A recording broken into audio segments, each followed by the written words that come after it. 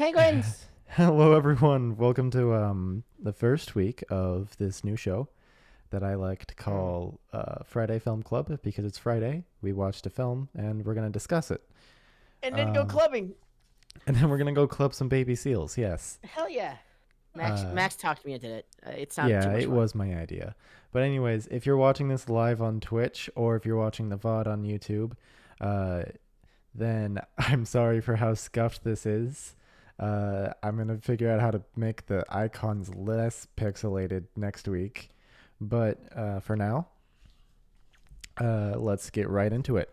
So this week's film was Kiki's Delivery Service, the 1989 Studio Ghibli classic directed by Hayao Miyazaki, about a young witch traveling from home to a new city to begin a year away from her family in training. She starts a delivery service, flying from location to location, delivering packages. And now, Frosted, normally I ask my guests to pick the film, but you forgot to, so I gave you three options and you chose this out of them. Yee. Um, and so I would ask why you picked this film, but since I gave you a list of options, instead I'm going to ask, what's your relationship to this film? Is it a childhood classic, one of your favorites growing Yee. up, or is it something you discovered like later in life? It's actually the first Miyazaki film I've ever seen. I own it on VHS somewhere. And now, how old were you when you did see it? Like Oh heck, I don't know. young Like child, like maybe 5 or five. 6. And now you actually have a degree in animation. Was this one of the films that inspired you to go into that field, or is it just something that you enjoyed? Oh no, animation was just something I was thinking I could get a job in, but film industry's dying. The no, this film this was just something I liked. I always liked Miyazaki's films because they're amazingly put together and well done. Except Ponyo. Now, what is your favorite scene in the movie? That's easy. Right towards the end, where she is getting on the old man's broom. That sounds terrible saying it out loud, but she's getting on the old man's broom that she took out of the crowd, and the entire like music just goes silent. All sound goes silent as she's concentrating on trying to get herself up. You just hear that little like just fly, and it's gone. It was awesome. I like that part. I actually do have a list of notes written down. And one of the notes I wrote down was she never returned that old man's broom. No, that's it. That's hers now. She specifically said that she would return, and then she never did, which means She's Kiki a liar. Kiki is Hayao Miyazaki's most famous liar. Yes. Um, so now that you're a Twitch partner, which congratulations, by the way, uh, Thank you. I'm sure that you've gone through a long journey of uh, trying again and failing and succeeding and then inevitably getting to this position of success. And so seeing Kiki's delivery service in does it like feel different any different watching it now that you've gone through sort of a similar journey of growing as a person into from just that small streamer that had 5 viewers on YouTube to a Twitch partner. It the show itself, in my mind, doesn't just necessarily concentrate on growth, but it also concentrates on struggle more than anything like that. Sort of like struggling to find one's place in everything, and then when you get so caught up in everything, you end up inevitably failing because you're too focused, and because you're so focused on trying to become a success in a way, you kind of lose track of what you're trying to do and who you are as a person at times, and then you feel you actually kind of feel bad. Not so much like you haven't done anything really bad to other people around you, but it's just you feel bad because you kind of neglect it yourself. Mm. Yeah, yeah. So would you say that given that you kind of relate to Kiki in in like that way, like you feel like No, But I mean, absolutely. I mean, the one thing is um, always been fond of for Kiki's Delivery Service is like, despite the fact it seems like such an innocent thing, it does tip the scale on a little bit of a talk about depression, and it's actually kind of interesting. It was like the acknowledgement of depression before depression was really acknowledged as being a really actual big thing that's in people's like livelihoods. yeah, referring back to my notes, one of the things I wrote down was uh, I shouldn't have watched this given that I'm depressed. But if anything, I like the positive note where it's like if you take some time for yourself and you think about what it is that you want, that's when you can finally get back to what you were doing, but with more of an upbeat style and more of a I can do this, not that I have to do this. Yeah. Actually, one of the before watching it, like literally minutes before turning it on, I was thinking about doing some self-reflecting, and I was like letting those depressed thoughts get into my head, and Hmm. then turn it on, and it gets to that point, and I'm like, wow, Hayao Miyazaki made this film thinking about people just like me, and it shows that, and it's like one of those things like this really is like a struggle that everyone has to go through, and to put it in on film like that in such a Yeah. beautifully animated form, other than the old ladies, which do scare me, uh, such a beautifully animated form, it's something that I feel like when you're actually going through depression, having just having the struggle be animated in front of you really Hmm. helps contextualize how, even though it feels like at some points it's hopeless, it will get better. Yeah. And it's just a matter of like time. A lot of that has to do with time. And the one thing people aren't willing to give themselves is that time, that space, that break between constantly working. The shit that you guys get on me about all the time. But here's the thing. The reason I do what I do where I work as much as I do is because that moment, that breaking moment of having feeling like the world falling down on you and everything like that. I went through that already before. Whoa. I accidentally clicked on a Discord thing. Pardon. I went through that already as a creator before I started really hardcore going into the streaming. The reason I did it every day was because I already went through that depression thing where I was like, geez, I'm not big enough, I'm not good enough. This is not working. It's like all that negativity. I'm like, no, fuck that. I'm gonna go harder. I'm gonna go stronger because I can do it, not because I have to. Mm. So that's why I always look at it when people are going, oh, you gotta take more time off. I'm like, no, I'm having a good time. It's So, one thing. in a way, you're less like Kiki in that regard, more like Tombo. He's constantly Yeah, pushing and doing it because he loves it, rather than because it's something that he's been told that he has to do. yeah. And it's like if you were to compare it, it'd be like Tombo from like the start to the finish, where Kiki were more or less Kiki towards the end, because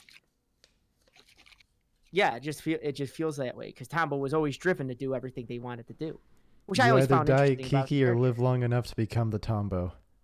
Right. But Um, the what one thing I really liked about Kiki's Delivery Service is the voice acting that was done in it. Um, the Gigi was done by what was his name? Oh crap! I knew it when we were watching it. Now I can't remember it. Little Miss Plushy, hello. yeah, Um, we're currently discussing Kiki's Delivery Service in depth and our relationship to it and how we enjoyed the film. Phil Hartman. That's who Phil voiced it. Hartman. I feel like I've heard that If name before. I'm gonna look let him me up. let me give you a Phil Hartman thing. Hi, I'm Troy McClure. You might remember me from such movies as that. He's that guy from The Simpsons. Oh, He was also the neighbor. Like I'm trying to pick he out was like in famous Jingle things All he's the been in. Way. Yeah, he was a neighbor in Jingle All the Way. Uh, he's no longer with this earth because of a terrible, horrible thing that happened to him. But which is awful. It was awful. He many years ago, I think in 1998 or something like that, he was murdered by his wife. Oh. Yeah. Well, I guess now we know the dark secret behind Kiki's delivery service. Speaking of that, as an adult watching this, I have found so many opportunities to make this a very dark. Like, if you wanted to re-edit Oh this to yes, be a if you dark were to turn film, this into a rated R movie, first off, Tombo would just like die on so many occasions. oh, absolutely. Like he would get impaled by the propeller after it comes off his bike. He would fucking fall off that goddamn blimp. Oh yeah, yeah. The one thing I definitely want to make note is when I saw some differences. So I've watched it on VHS. I own the entire Miyazaki collection on DVD, and the one thing I want to make note is there were many times on the HBO Max one that I believe they left out a lot of music, and it could be because of licensing and bullshit like that. But there was even points in time in the music where I felt like, why is that missing? So, prime example is she wakes up in the morning. She really has to go to the bathroom. Or the bathroom's on the outside because it's an outhouse. It's an old village located somewhere in Italy, I'm assuming, or Spain. And the uh, there's like this little like violin strike type music note where it's her going down the stairs, going ding ding ding ding ding ding ding ding ding ding. Then she goes into the bathroom. Then goes back up and goes ding ding ding ding ding ding ding, and she shuts the door. Bling, and it's like it's just something simple like that. But I like that in the original, but they took it out on the HBO Max one. Hmm. Mm-hmm. Yeah, fun I've only fact. ever seen the HBO Max version. In fact, my first time ever watching this film was on Wednesday to prepare for this episode. Yeah. So in fact, a lot of films are edited differently like that for different Mm-hmm. releases. Like one of my favorite films is Star Wars, and that's obviously gone through so many different edits for its various releases over the years. Uh, Yeah. so it wouldn't surprise me if they did edit that out for either localization or just creative purposes. Hmm. I don't know. There's a lot of things that kind of got me. I feel like might have been some missing scenes too, but that's beside the point. I think the biggest issue that I think I fall within this is that I was both happy that I was able to watch it digitally, but upset that I was able to watch it digitally, as Miyazaki never wanted any of his stuff to become digital. Hmm.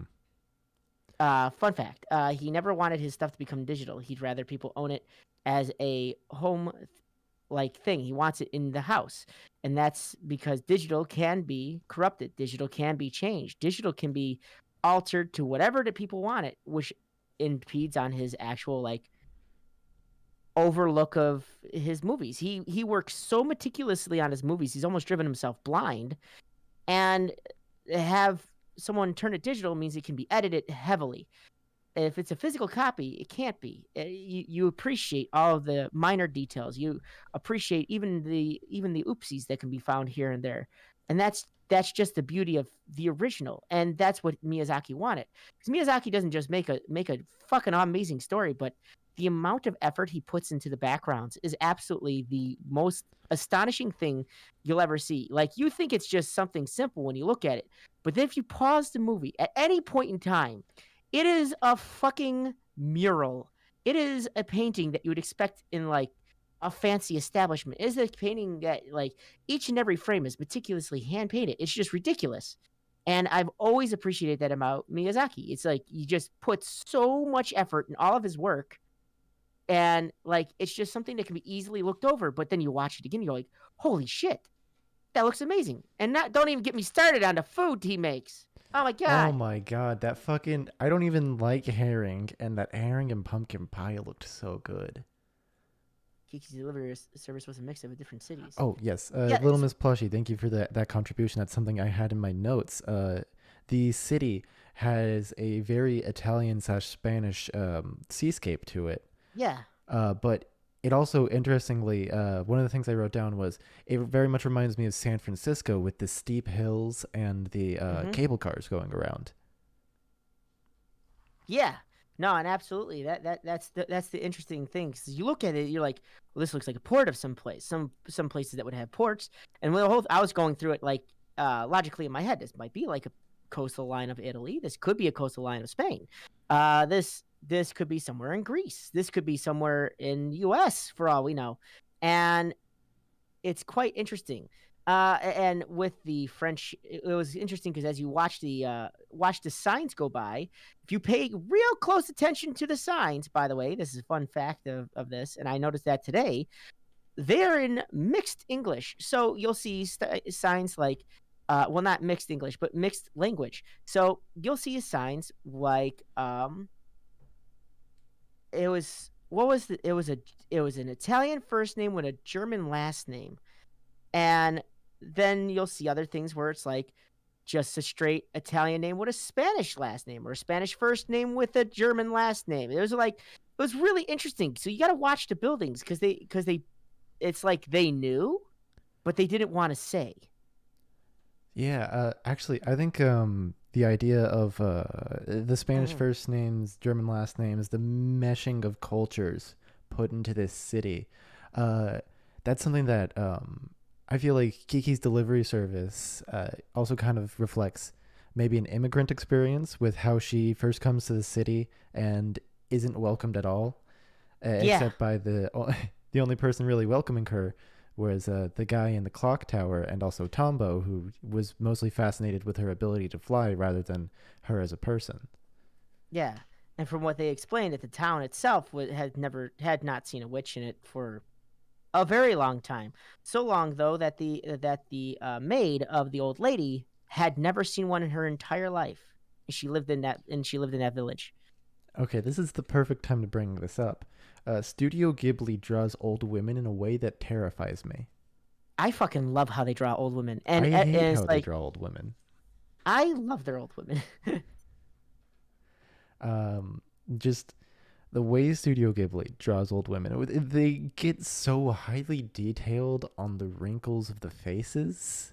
wait till you see, wait till you see. If you ever get a chance to see it, wait till you see Spirited Away. That is a level of wrinkle that you'll never get over. Same goes for Howl Moving Castle. There are levels of wrinkles that you cannot. They are exceeding that of like even the great Gordon Ramsay wrinkles. I mean, there are wrinkles on wrinkles in those. But they do such a good job to make it look so realistic. You're like, wow, that's pretty wrinkly. Um, Never so I understood why have they did it. here on my discussion topic list. Uh, it was so we already touched on Kiki's depression, but that scene is when she flops onto the bed. That's the scene where she realizes that Gigi can no longer talk. Well, actually, believe it or not, when she flopped on the bed, she didn't even notice Gigi couldn't talk until the following morning. Oh Gigi, yes, they subtly put it in there where Gigi jumps on the bed, starts meowing just like a normal cat, but she put no like thought into why is he meowing, and just like she was so caught up in the moment, she didn't even realize the one person she could turn to wasn't even talking to her. yes, that was. I think that Gigi, like going through his own little character arc and in the story and how it's connected to Kiki's, I think that was Mhm. really well portrayed and how our relationships grow. And even though, and because by the end, they're still friends, even if Gigi can't actually talk. And Yeah, it kind of shows how relationships, even though they can grow apart, they will, many of them, especially the ones that we form in adolescence, will be there for us, even if they're a little more distant than they were before. Because that whole change in Gigi is sparked when he gets his girlfriend, Kat. yeah. In fact, I think She actually gets a little jealous about it too. the film Um, does a really good job portraying those kind of complex relationships. You mhm. have shoot, what's the lady's name? I'm very bad Ahsoka, at remembering. Asono. Yes. You Ahsoka, have yeah. Asono who really fills that motherly role once Kiki has to leave her actual family. And Asono's husband, which I can't remember if he's ever named. No. He also feels like that very caring parental role, even if he doesn't speak as much or even at all. I think he has one line of dialogue, and it's There's like, nothing. huh, huh. Yeah, it's just noises and sounds. That's all he gave was just noises and sounds. So I think that that portrayal of relationships in in the movie is done really well because Hmm. there's such a different variety. There's such a different like reactions to all the different like Well, yeah, he freaks out about the blimp floating by, but he never says anything. The point was, it's all just sound he makes. But he still how can I say, he still acts fatherly through his more or less his actions rather than his words. Because even when Kiki was out in a storm late at night, he stood in the doorway waiting for her to make sure she was safe. and he's also the one that made the sign for her delivery service. And he was excited to show her too, but didn't want to show he was excited. It was actually kind of Yeah. cute. Oh my gosh, that was such a cute scene. He Now was like, Francis. he's like, I hope she sees it. I hope she sees it. And then he sees her coming, runs into the kitchen, acts like it's nothing. Oh yeah, no, just oh, they made it. Ah, God. um, is there anything specific that you want to touch on before we get into going deep into viewer um, commentary? Actions speak louder than words. Very true, Bird. The one thing I didn't like that HBO did, for some reason, for some unknown reason, when she gets her magic back and she saves Tombo, Gigi comes running through the crowd, and he hops on her shoulder, and she goes, "Gigi, you're back." And for some reason, they cut out a very important thing to say that Gigi is back to being able to talk, and they left in the cat meow, which they inserted later for some reason. Instead of when Gigi initially jumped on her shoulder, he went meow, like he just in the guy's voice instead of cat voice. He did it in Phil Hartman's voice instead of the cat, and that I felt was a little upsetting because I'm like, why would you change that? That was sort of more or less a sign that he's back. You can talk now. Congratulations. Your wish powers aren't completely gone. See, I feel like that's kind of a change that I really like because it shows that, well, him even coming back to Kiki, that still shows how they're like best friends and always will be. But they've both changed over the course of the movie. He's gotten his girlfriend. He started a family with her. Well, we find out that he started a family with her when we later see him with his kittens. And also, I just want to Fucking say, baby Gigi, I adorable love as baby shit. Gigi riding on the broom.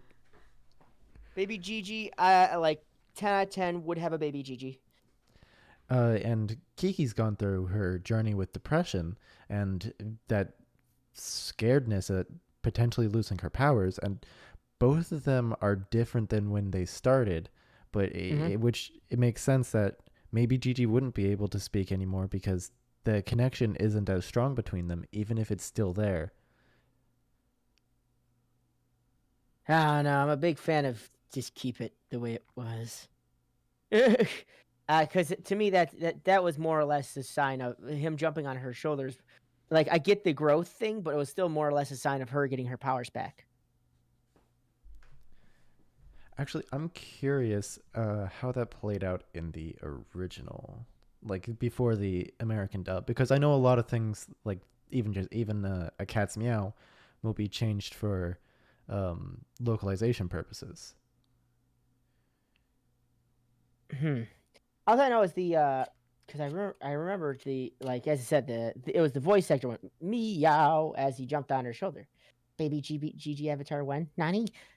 Maybe that'd be actually a really cute outfit for like for next year. Anyways, uh, but yeah, no, it was that, and I didn't like the music change. Like I understood why. It's just I was like, yeah, but I'm so used to hearing it one way, and yeah, I can see where the licensing probably fell off after a while.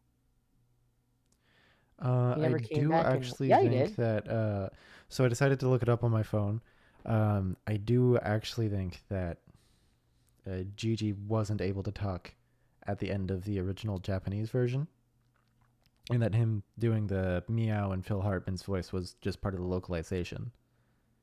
Hmm. Because uh, was Kiki's Delivery Service an adaptation or an original? I believe it's an original. The thing that I like about Miyazaki, and one thing I've always liked about Miyazaki films, if you watch any Miyazaki film, there's always something that involves flying. And there's a reason. Because he is a big nut when it comes to like anything that flies. Yes, Any Kiki's like Delivery Service was an adaptation. Pardon my was it? interruption. Yes, it was an adaptation of a book by the same name. Okay. Yeah, because he also did the borrowers at one point in time, but he called it something else. Um the what was it? But what was I saying? Yeah, the oh yeah, in any one of his films, you always take note that there's a flying device or a point in time when someone's flying or something's flying, and the reason is he's a big nut when it comes to when it comes to anything that involves like flight. He was fascinated by the way, I've done a 11 port research page on paper on Hayao Miyazaki. So, um, the one thing I want to make note is like if a good example of how far Miyazaki's reach is in common day shit. To give you an idea, you've seen, I'm sure, in like video games where there's like dirigibles that are attached to like a a a s- like a boat, a ship from like water. Yes. That Uh, was Miyazaki. also, can I Meaning like just that was inspired by Miyazaki drawings. real quick, can I just address Mhm. why do they use the word dirigible? I have never heard that word in my life until seeing this movie. I You've would never call heard it the a word dirigible? blimp. I would call it a big ass hot air balloon, but I've never heard the word dirigible. Yeah, dirigible is the original term for it. Blimp is what Americans did to it, and a big ass hot air balloon is something you would say.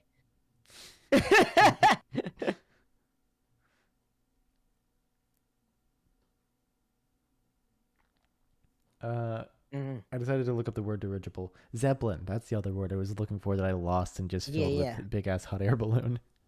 You you want to hear a fun fact that as of currently right now, Disney's no longer the distributor of Miyazaki films, which is why you won't find it on Disney Plus. Yes, all of Studio Ghibli's films are currently available on HBO Max. Yes. I was unaware of Disney being distributors for Studio Ghibli films, though I suppose that makes sense. Ponyo is one that I remember seeing. Didn't ever see Ponyo, but I Yeah, used missing to much. watch the Disney Channel a lot as a child, Hmm. and I do remember seeing advertisements for Ponyo. Well, that's because they also stuffed one of the Jonas bitches, I mean brothers, in the in as a voice actor. Hey, be fair to the Jonas Brothers. No, One of them's okay. Not gonna say which one. it was the youngest one they put as as a voice actor. You know, someone who's never had voice acting before. But he sings. Yeah, that's straight. That's a thing.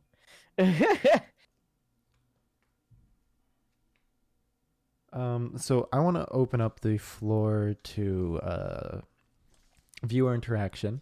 Uh, Now I created a section in my Discord server, my personal Discord server for this Twitch channel, Hmm. and I created a subreddit for potential viewer interaction and and I'm saying this not as someone who immediately expected like a ton of interaction or anything. Uh, there was no hits on either the subreddit or in my Discord server, and that's something that I expected, but I still want to open up the floor to anyone in chat who has any wants to bring up anything that we haven't covered, or if we did cover something, bring up your own thoughts on it. Um, and you can just do that in Twitch chat, or if you want to go more in depth and think, man, Twitch chat is a very bad place to type, um, you can go into my Discord server. There's a channel called Film Club that you can put thoughts in.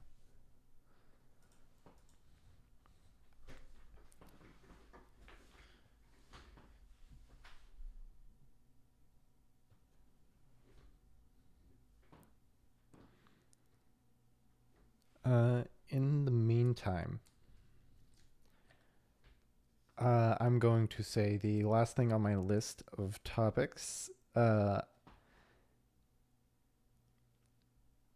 is a lot of passion put into Kiki's delivery service very clearly. Frosted, you mentioned earlier how Miyazaki um, very has a reputation for being someone that brings a lot of passion and work and effort into his art. And I think Mhm. that that's very evident in just the flow of the movement of how everything works together. Even the scenes with large crowds feel like less like a blob of heads meant to represent that there's people there, and more like there's an actual crowd of people. Yeah. Seen The Wind Rises? No. Easter eggs. Okay, now I've not seen Easter eggs in that. I thought the film took place during summer. Doesn't make sense that there'd be any Easter eggs. That takes place during God damn it. spring. Wow.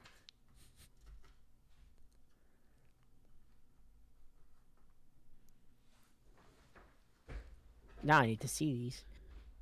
Kiki's Delivery Service Easter eggs. When Kiki arrives in the city, she almost gets hit by a bus. The words on the bus says Ghibli. Oh! It says Studio Ghibli. That's funny. Hmm. May and Chibi Totoro cameo in Kiki's bedroom where she says goodbye to her father. There's a small toy house on her bookshelf that are May and Chibi Totoro are painted in the windows. Mr. Miyazaki himself, near the very end of the movie, Kiki's Rescue Tombo, where there's a scene where a mob of people crowding around a television watch, including an old guy who owned the brush Kiki took. In the upper right corner, there's a very slightly chubby guy. I guess that's supposed to be Miyazaki. Uh, Okay. on the topic of the TV screen, when the guy is watching her use his broom, before that scene popped up, like when it was showing crowd reactions before it got to that specific shot, I was I thought to myself, I wonder if that guy is going like, "That's my broom, that's my broom," and Right. then Right. I feel like this film really uh, did its best to be surprising, which is the goal of every film is to surprise you in a way that leaves you feeling satisfied. But sometimes you just do end up with those scenes that are so funny that even if they're predictable, you've just got to include them. Yeah. A lot of interesting things about this film that I've always appreciated. It's always been my, I don't know, it's like Miyazaki films in general are just my comfort films. I don't know why. You're good for a comfort. There's no like greater evil that they ever have to fight, except in Spirited Away. No, not Spirited Away. Well, no, yet no, no, it's not in Spirited Away. But Princess Mononoke, there's a bit of a greater evil, but the evil in that one is the people. Yeah.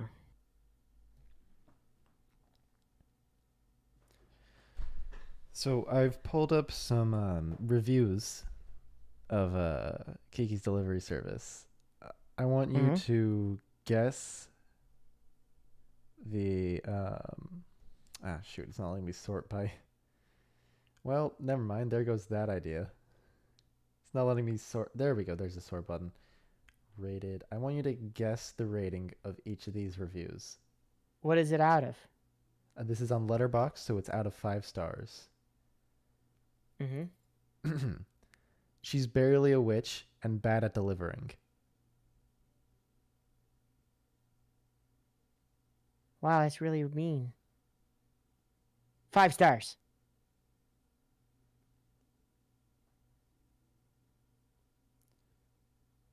That was a 2-star review. What? Wow. Uh,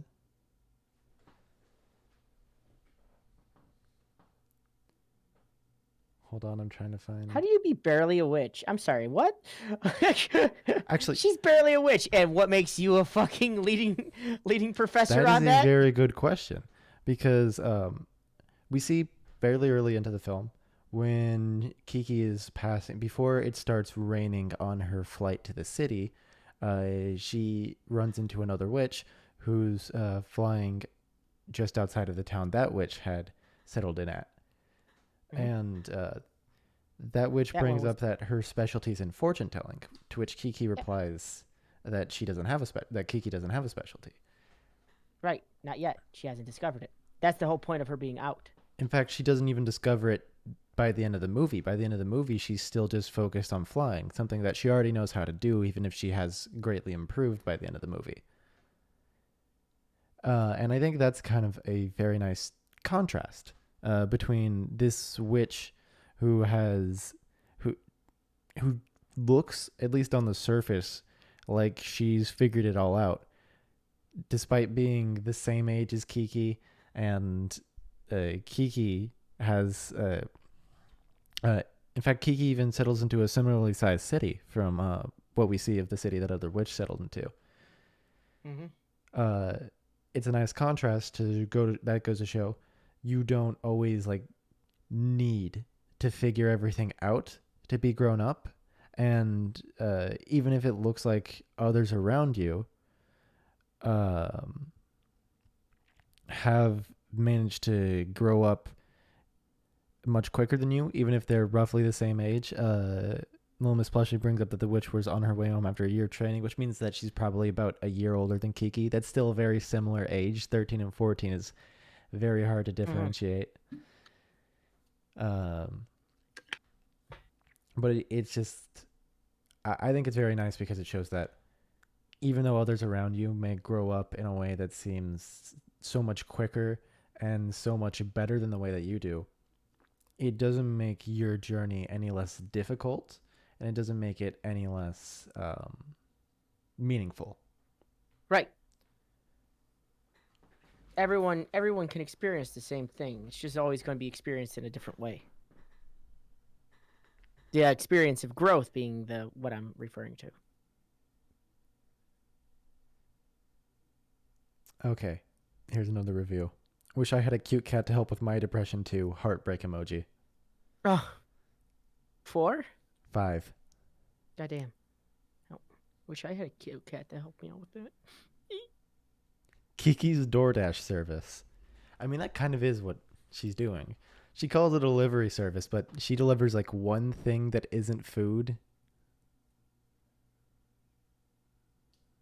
She delivered 2 things that ain't food Oh, that we yes. know of. She delivers the cat plush. I guess technically 3 things if you count the binky. Yeah, and the oversized package And the the guy goes, oversized "I need package, yes. rushed." Fuck you. You can barely pick this up and you want this little girl to pick it up? I hope it's not too much for you.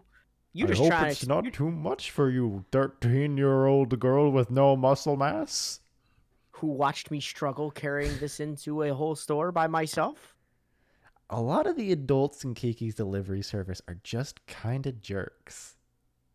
Yeah, like a good example was that old lady at the like when she just lands in town.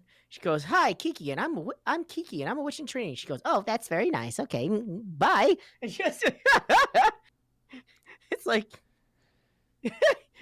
It's very like I think that also does give the city a very much more lived-in dynamic. Like you have people that are super cool and totally awesome with the witch being there, like the clock tower guy, Tombo, uh, Asono, and her husband, and then you have people that couldn't care less. Most of the passerbyers on the street don't address it at all. Then you also have people who seem even somewhat afraid, like that old lady who is just puts the bare minimum into that conversation before quickly shuffling away. But that might also be because she's afraid of the police officer, and we all know the reputation that police officers have with old women. Oh well. That's not what I was suggesting. I more meant that Uh huh.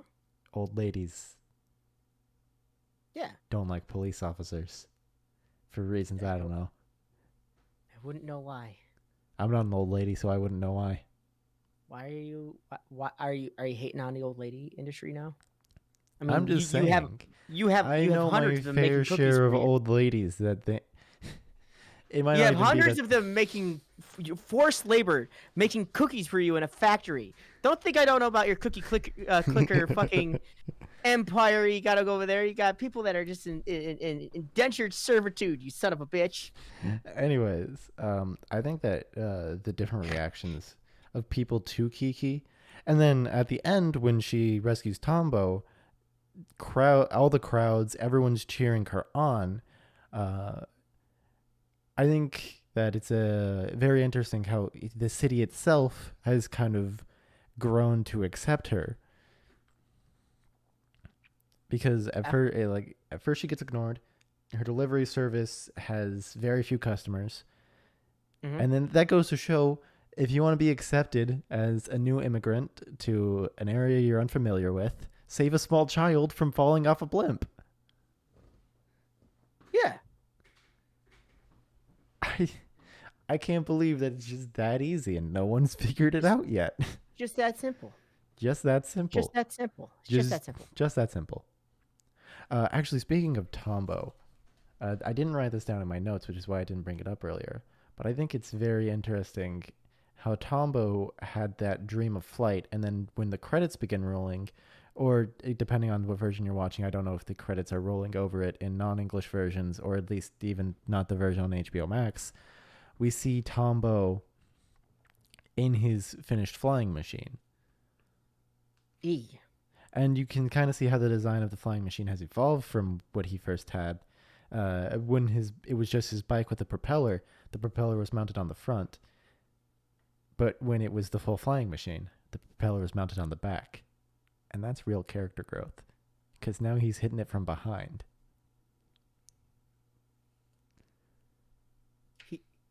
Say that last phrase again. Because now he's pedaling it from behind. Okay.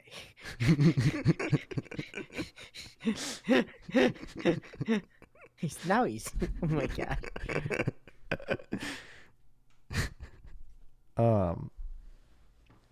But no, I think that Tombo's initial infatuation with Kiki purely based on her ability to fly, and then how that initial spark of common interest, commonality, uh, turns into Kiki, changes from Kiki initially not even wanting to give him the time of day because he only liked that bit about her and didn't know literally anything about her other than she can fly, to being willing to go with him and having these discussions with him after he invites her to his party.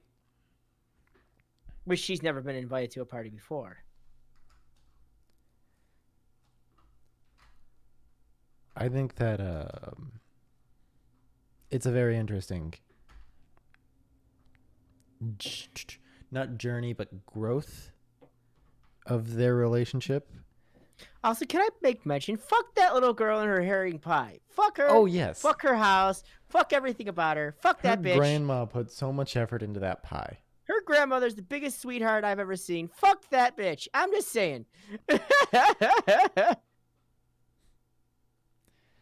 Just absolutely devastating when she opens the door and grandma made me another one of those disgusting pies. You see Kiki going, bitch, I made it too. Kiki did a rush delivery for you. In the rain, who, if you look past your fucking nose, you wouldn't realize that she just flew through the rain to get you this nice piping hot thing of, I'm probably never going to eat it. But she tried, and it's the offer that matters. And all you can do is scoff at Grandma's disgusting pie. I And mean, it that look looks over she gave delicious. Kiki, that look over she gave, you saw that? She opened the door. It's like, bitch, who the fuck is you? Just, The pie looks delicious, at least. yeah, like, okay, so if you thought that looked like good Miyazaki food, watch Spirited Away, and you'll be like, I want to eat everything on that table. Like the bread he made is not even like doesn't even hold a fucking candle to the Spirited Away food. And chat, if you've seen Spirited Away, you know what I'm talking about. Also, fuck that bitch and her stupid pie. Fuck that bitch and her stupid pie. Frosted Fricks 2022. Can I put that on a t-shirt?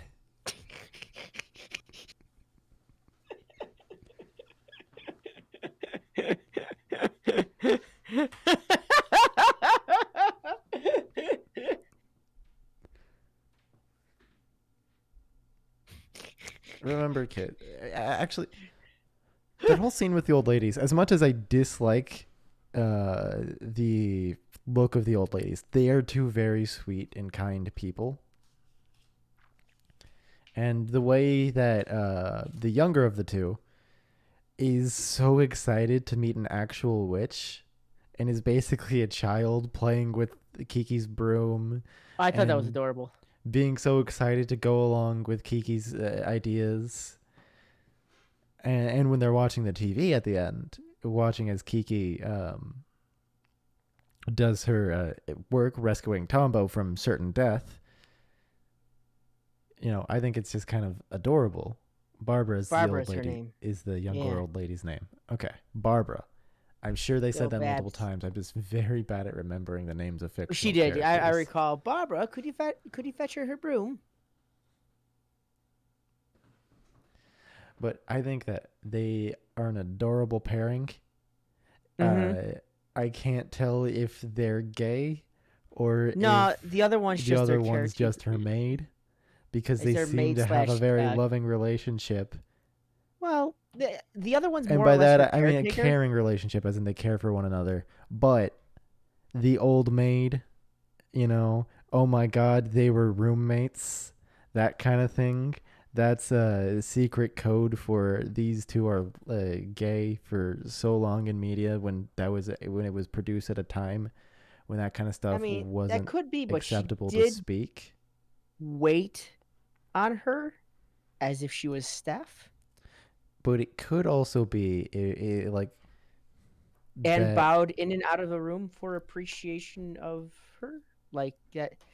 That is a common thing that people would do who work under another person.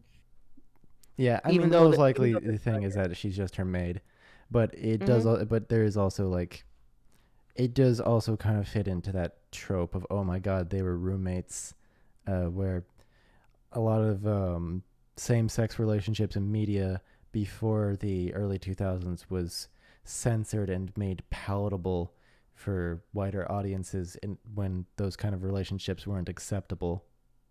Like it wouldn't surprise Yeah. me if in an early draft of the film that the two were meant to be that way, and then it kind of evolved into that uh, more widely accepted version of the relationship. E. It's Barca. Ah, you done messed up. I'm sorry. I'm gonna have to kick you out of the stream now. Sounds like Barbara. So I'll let it slide. I won't. I'm cruel and unforgiving. How Um, dare you? but yeah, I think that. Shoot! I lost my train of thought. Old ladies, not actually gay, but kind of gay, but not really. Oh yeah, when Tombo is floating away on the blimp, Oh my God, Barca, Barca! Can we talk about how Barca was so Barca, excited about it? Barca is a stone cold killer. She was watching the potential deaths of so many people. When that engine hits the car with the camera on it, That guy could have died. And her first thought is, oh no, the cameras went out. Then another thing, she goes, "Oh, I was watching that. This is exciting. I want to see what happens next." It's like, Barca, Barca. calm down. Barca. Jesus Christ, Barca.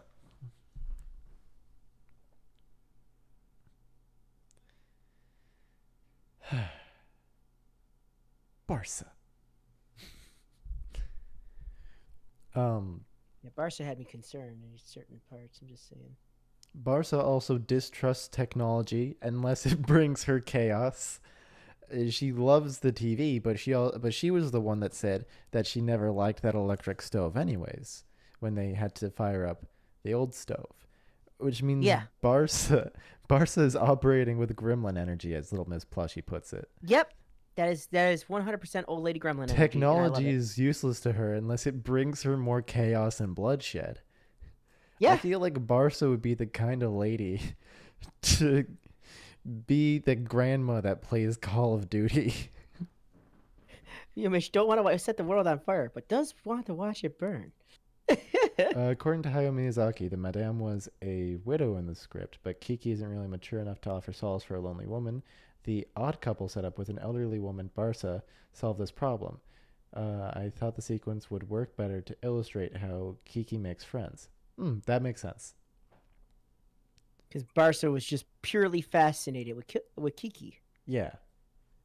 And it does kind of make sense that kind of having that odd couple relationship where, like, especially if the old lady's supposed to be a widow, makes sense. She would need help around the house more.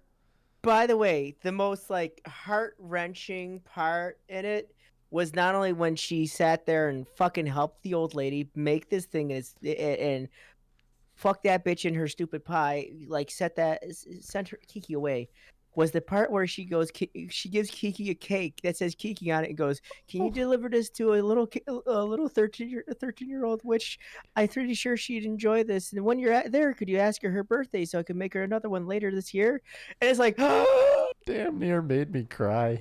I'm like, you can't do that. Oh, that old lady is so sweet. Just like that cake. And that herring and pumpkin pot pie. That cake looked amazing, by the way. I was fuck that cake up.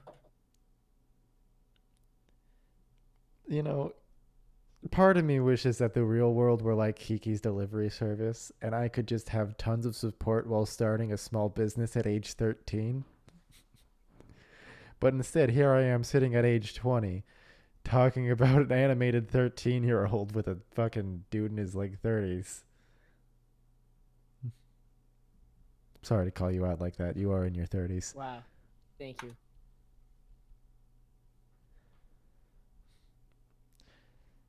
I wonder if there's any videos of people making that cake on YouTube. There's probably a shit ton of videos of people making that cake on YouTube. What am I talking about? I'd make that cake right now. It's like, yeah, it was a double chocolate cake with chocolate fondant on top with a little bit of extra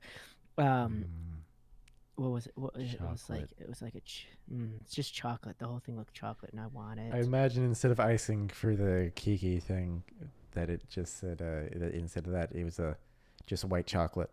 It's just chocolate.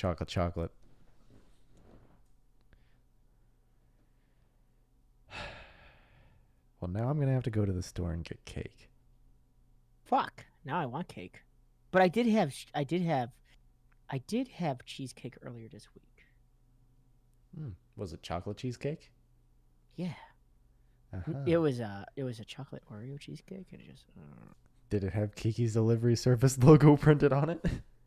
I'm gonna make them do that next time. Just, can you put this in the cake? Yeah, can you just print the Kiki's delivery service logo on it with frosting?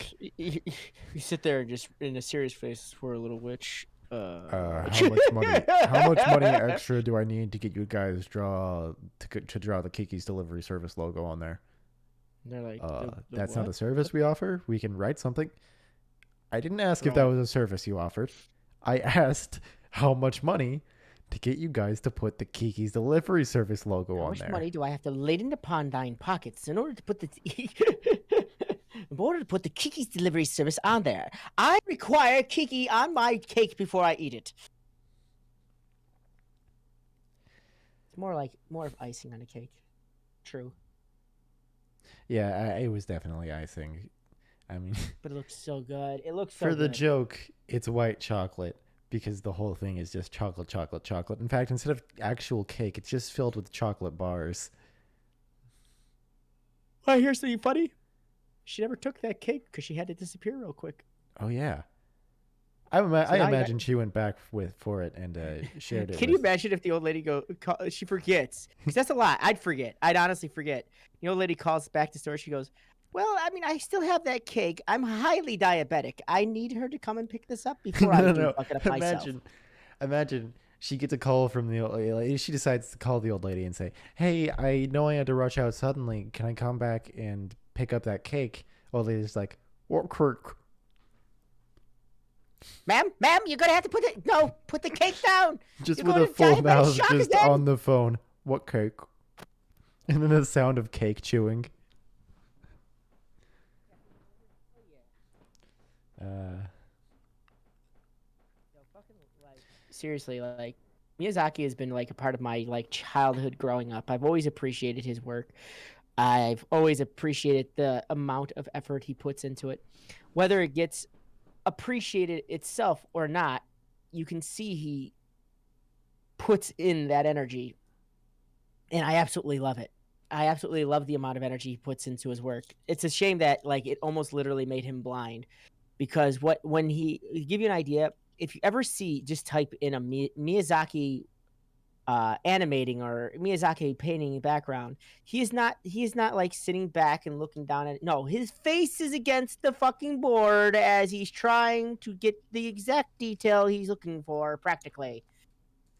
And but it's because of the that strict attention he made, he strained his eyes so much all the time it actually started causing damage to his eyes. He was gone for a long time.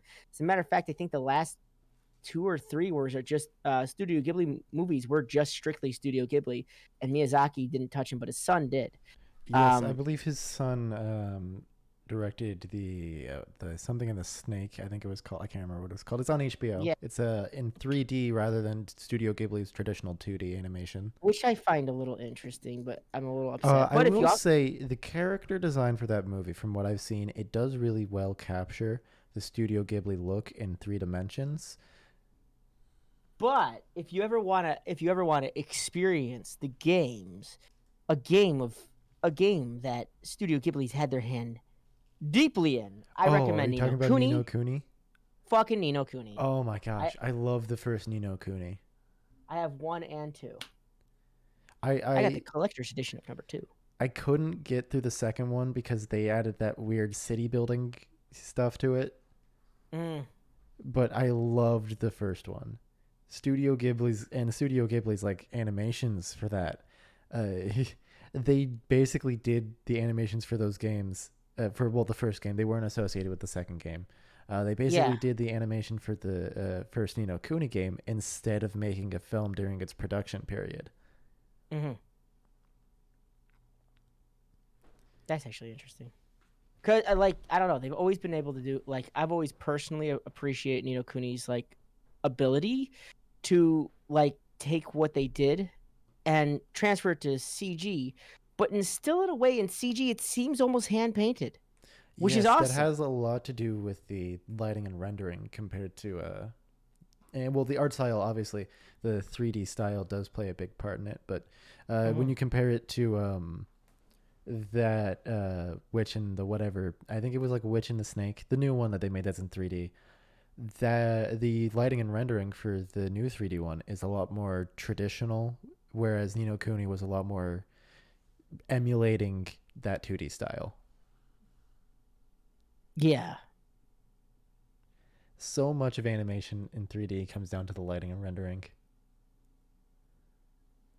no, that's absolutely true. And like, I don't know, I've always appreciated the just the overall amount of work that is put into it. It just, as I said, it's just I say that a lot, but it's true. It's so much work, but like it's one of those things where it's like if you're just casually watching it, you don't notice. I have nothing but respect for the people that work on animation. Earwick and a Witch. Earwick and the Witch. Earwick and the Witch. Thank you, Little Miss Plushie. Coming in. I saw Warwick and a Witch, and I'm like, Warwick Davis, Warwick Davis and the Witch. the typecasted actor, the same witch, the same guy. Fun fact about Peter Dinklage: every role he's turned down to be something like a leprechaun or something like that, Warwick Davis is probably taking it. Every time Peter Dinklage says no to a call, Warwick Davis gets the call. Well, that's because people want at first. I mean, like he wanted to be He didn't want to be typecast as a leprechaun or Little People. He wanted to be He just wanted to be cast as an actor, and so he turned down a lot of shit. So we just passed the hour mark, so I think that's where we're gonna stop the show for today. Thank you so much for being my guest for this first episode. Do you have anything final that you want to say? Miyazaki for president. No, but seriously, if you ever want to watch true Miyazaki films, I would go and buy the DVD box set. It's 100% worth it. I'm not even being paid to do this. I'm just telling you that it's fucking it's totally worth it. If you want good film, buy the DVD or Blu-ray box set. Enjoy what they got there. It's like I'm glad that it does exist digitally, but I also don't like the fact that it's against his wishes, and that kind of that sort of upsets me in a little bit of a way. But at the same rate, it's like it's there, so it's on HBO Max. If you want to try that out and watch some of their movies, not all their movies, but I'm actually quite surprised they go all the way back to Porco Rosso. So I mean, like that in itself is kind of impressive. Okay, well, that's where we're going to end off today's show. Come back next week if you're interested in this show. We're going to be, I'm going to have special guest, Bread Fox 101. We're going to be discussing his choice of movie, which was Shaun of the Dead. I hope to have the format and imagery a little more well polished next week. But once again, Frosted, thank you for being my special guest today. You have been a wonderful guest, and it has been a delight discussing this movie with you. And thank you so much to everyone who contributed in chat, everyone who's been watching. You all have been a wonderful audience. The VOD for today is going to go up on my YouTube channel this Wednesday. I can't remember the exact day, but sometime... let me look at the calendar real quick. This Wednesday, January 19th. And I'm hoping to convert this little talk that we had into audio and find a way to get it on Spotify.